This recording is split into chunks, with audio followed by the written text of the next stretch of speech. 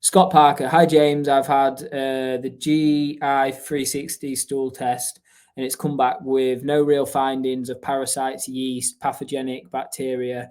Do you believe testing for these is somewhat arbitrary?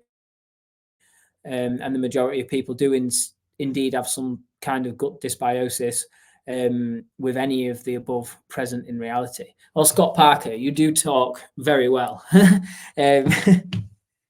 Arbitrary, I've got to say, I've never used that word in my life. But yeah, so many people can, what you're saying basically is you've done a stool test, it hasn't shown parasites. Do I still think people can have dysbiosis, which is just imbalance in the intestines? And basically dysbiosis is too much bad guys, not enough good guys. Yes, absolutely. Like parasite tests very rarely pick up parasites. The best test you can do to see if you have parasites is take the Qenda Ultimate Fibre, and then you'll literally see stuff come out in the toilet. Like obviously I've worked with many clients, many customers that just want everything as cheap as possible. And they're like, what test do you recommend? And other than like the 700 quid food intolerance test and a few different mold tests if needed, we don't really do it with tests. Like just cleanse your body with something that's going to get rid of the parasites and other infections. Especially if you've, like, let's be frank, like you've done quite an expensive stool test to see what's going on in your body. So you're obviously having digestive issues or some sort of autoimmune condition. So yeah, 80% of the time, all someone needs to do is just take the Qenda Ultimate Fibre, and that's all they need to do, and they're fixed. And there's no way you're going to take it and not feel better. But yes, simple answer to your question. I do not think parasite tests are conclusive at all.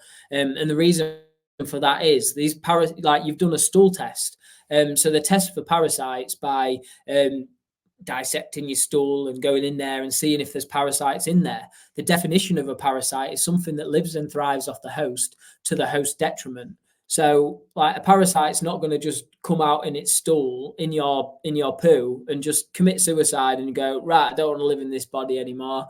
I've had enough. I'm going to go out in the poo. The only way it's going to do that is one, if it's just died, it's lived its full life cycle and it's died, or two, you're taking antiparasitic herbs and you actually kill them off and take the Qenda and actually get it all out your system.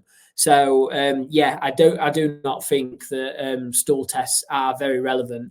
And further to that, I've had people that have been clients of mine, and people are like, I've literally spoke to hundreds, like at least 500 people that have told me that I've done a stool test. It says I don't have parasites. I can guarantee I don't have parasites. And then I'm like, yes, you've spent all this money on all these expensive tests. I've had people that spent like 30 grand on functional medicine doctors and these different tests. And then when they've taken the Qenda Ultimate Fibre, they've seen parasites come out of the body. So yeah, if you've got a chronic autoimmune condition, there's always an element of leaky gut and dysbiosis that goes into it. 99.9999999% of the time. So yes, I don't think tests are useful. Or no, I don't think tests are very useful. And yes, I do still, like if you've got symptoms of autoimmune digestive issues, skin conditions, it's very likely that you've got a parasite infection or a mold infection, and or a bacterial overgrowth, candida overgrowth going on in your body that is creating them issues, mate. So yeah, definitely do recommend the Qenda Ultimate Fibre, Scott.